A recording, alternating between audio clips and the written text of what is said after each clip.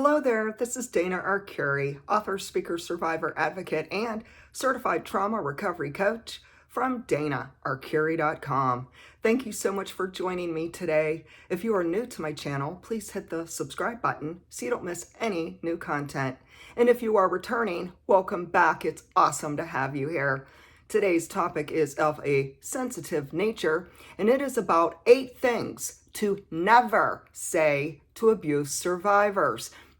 And so this message today is specifically for trauma survivors, and I am speaking on behalf of all abuse survivors, and I am the voice to the voiceless and those who have been silenced, and I give hope to the hopeless.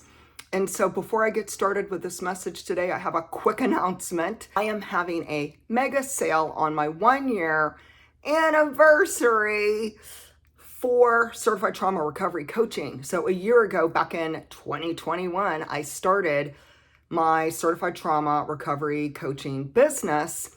And I'm so excited that I have had such a beautiful opportunity to work one-on-one with abuse and trauma survivors, to give them voice, to give them courage and excellent tools and strategies to move through the various coping mechanisms and to learn holistic modalities to thrive despite what they have experienced.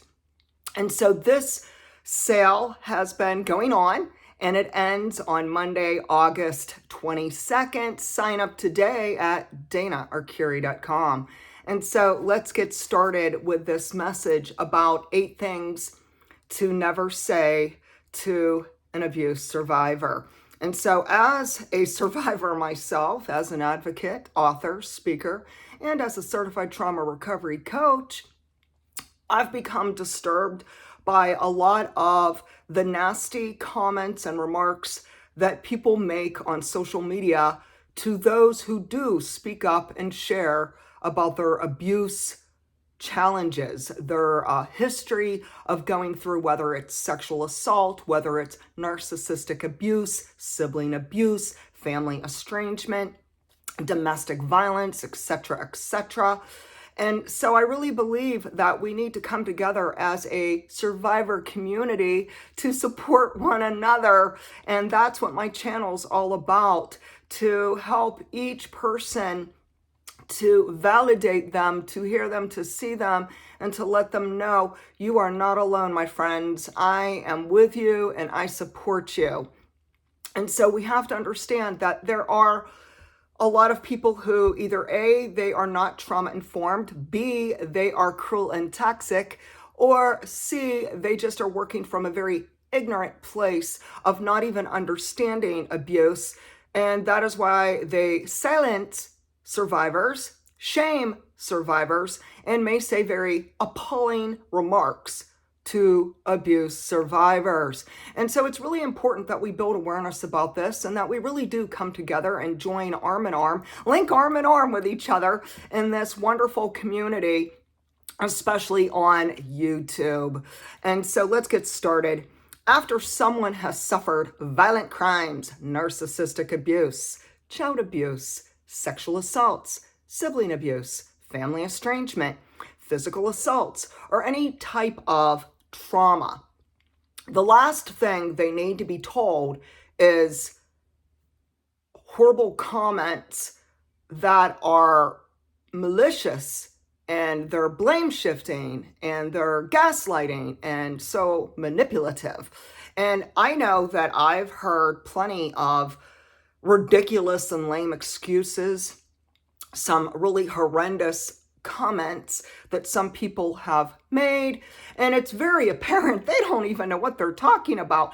They are not trauma informed. They have no clue what abuse survivors have experienced and suffered, and they most certainly underestimated us as survivors who have now walked away from these toxic relationships. And oftentimes we do the hard work of healing, the grief work, the trauma recovery work, and we come out shining brighter. And that is why when we have healed various forms of traumas and abuse. It's so important that we reach out to others who are coming alongside us, who may be in the beginning stages of their journey of healing, who really do need encouragement, who really do need empathy and compassion. This is so vital on the healing journey. So try to focus on those who are there for you, who support you, and release those who are toxic, malicious, and say nasty remarks to you. So let's get started. In effort to build awareness, we're going to go through the 8 things to never say to abuse survivors. Let's start with number 1. Don't tell victims of abuse to have more compassion and empathy for the perpetrators. Sometimes people will say, but it's your mother, or it's your family, or whoever. They may say something as if that makes it any better. I mean, let's take a step back here. If it was your mother, your brother, your sister, your father, your spouse, intimate partner who abused you, that makes it 10 times worse, not any better. So these people are basically minimizing what abuse survivors have suffered.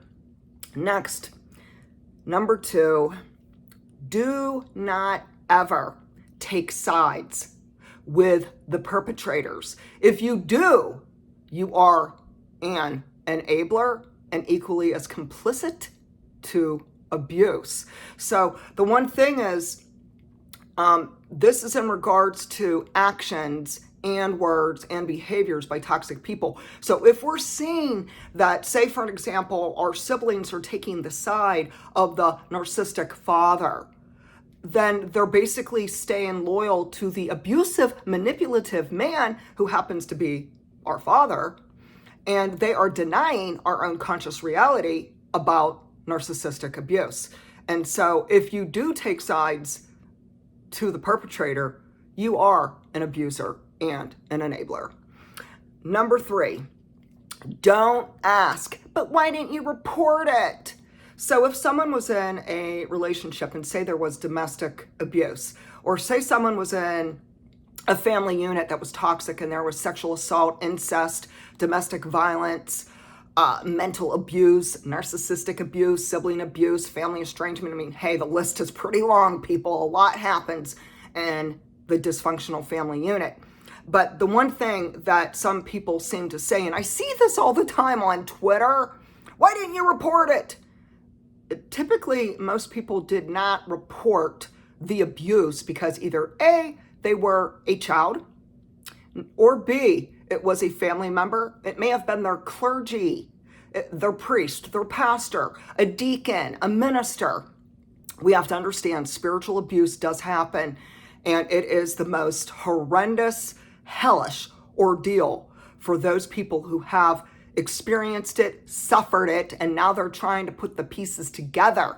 So please, passion on abuse survivors. Don't say, why didn't you report it?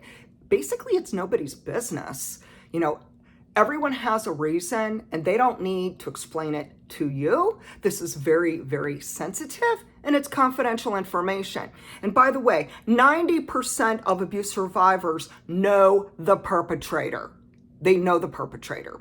And typically it is someone who's close within their family, their neighborhood, their community, and or their workplace or religious system. Next, let's head on to number 4. In cases of narcissistic abuse, sibling abuse, and domestic violence, don't ever say, but why didn't you leave sooner? Wow. Stop condemning the abuse survivors. Please stop judging something you know nothing about. We really need to build awareness about this. That whole idea on yelling at the person who suffered, and let's just say domestic violence. Let's just say someone was married to a very cunning, covert narcissist. And this person was extremely violent, cruel, and also toxic. And so for someone to say, why didn't you leave sooner? A lot of people don't leave because they are threatened that they will be killed. This is how bad it is. Let's take it serious. Stop judging. Let's not point the finger, start judging another. I think that we really need to pour out the compassion and grace on these people who have survived these types of toxic, abusive relationships. So if you were raised in a very dysfunctional family, we can understand that what may seem abnormal to society is typically what appears normal to the victims of abuse, especially when you're raised in a home. And it could have been your brother, your sister, your mother, your father, or a relative who was the neglectful, abusive person in your life. Next, number 5. Never ever say to abuse survivors, but why did you make him or hurt you so bad? Let's kind of dwell on this one a little. Let's ponder the message behind this rude comment. Or her hurt you. Number 1, nobody makes anybody hurt them. Typically, the abuse survivors never provoked any type of abuse. So it is not the fault of the victims, especially of violent crimes and various types of traumas and abuse.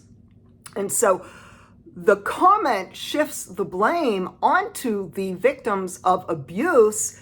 And we have to understand the only one who's responsible for the abuse are the perpetrators. Number 6, don't say to survivors, I can't believe that he or she did that to you. They were such a good person. Oh, good grief, I've heard this. So about 5 or 6 years ago, when things were all over social media and the news media about the Catholic Church and the predator priests who had been caught abusing and sexually assaulting and physically hurting and harming innocent children and people. And there was a woman who I know, and she's like, oh, I know that priest, and he's such a good man. No, he's not a good man. He's an evil man. Let's cut to the chase. If there's someone who is clergy, or if there's someone who's in leadership, someone who's in the workplace, etc., someone in the family unit who's abusing their power and hurting and abusing other people, they're not a good person. They're evil to the core. And let's go on to number 7. Don't ever say, but there are 2 sides to every story. There really is not 2 sides to every story when it comes to the perpetrators and the victims of violent crimes and abuse. There is the truth, and the truth will always be the truth, even if the perpetrators, such as the narcissist and the flying monkeys, who will always deny what happened, deflect from what happened, and they're pathological liars who will never tell the truth about abuse. However, we already know what took place. We could stand in our truth and the facts of what happened, and we can understand, it is something that runs deep. Trauma runs deep. Narcissistic abuse is considered soul rape, soul murder. There's different expressions and phrases, but it really is a destructive, disgusting, absolutely torturous experience to survive, and then to overcome. And may we never judge and condemn those who have suffered such despicable forms of abuse. Let's move on to number 8, the final one. Never say to an abuse survivor, it's time to stop dwelling on it. You need to get over it. You need to just move on. Oh my goodness, if I could receive 1 cent for every time someone had said that to me, I'd be a rich, wealthy millionaire by now. Cha-ching. However, we have to understand this. That statement It's time to stop dwelling on it. It's time to move on. Oh, quit being a drama queen. Oh, get thicker skin. Oh, you're so sensitive. We've all heard it. You know what I'm talking about. Share the comments down below. But the bottom line is the person who's stating that, number one, they're uneducated. Number two, they're not trauma informed. Number three, they don't understand narcissistic abuse, sibling abuse, family estrangement, sexual assault, or any other type of abuse. So they're coming from a place of pure stupidity and ignorance and cruelty. And so the consequences of abuse do not end when the victim leaves. The aftermath of abuse can haunt someone for a long time, including an entire lifetime. We can't sweep the violence under the rug and forget that it ever happened. We cannot ignore how trauma is relived. So we can understand people who are going through a trauma response who did suffer abuse, there is a good chance they will go through fight, flight, freeze, or fawn. They will experience hypervigilance, disassociation, panic attacks, depression, anxiety, chronic pain, and all types of different body sensations and illnesses. Trauma can manifest, especially if you are an abuse survivor, which is why we need to educate ourselves about abuse and trauma, support each other, seek emotional support, and various holistic modalities so we can heal body, mind, soul, and spirit. So share with me, have you suffered any type of abuse? Are you a trauma survivor? What have you overcome? What are you going through today? Feel free to share your experience down below and share, what did someone say to you that you believe was very inappropriate and harmful and hurtful towards you? Like this video, subscribe to my channel, and reach out to me if you're interested in certified trauma recovery coaching with my mega sale. Reach out to me at danaarcuri.com. Thank you and have a great day.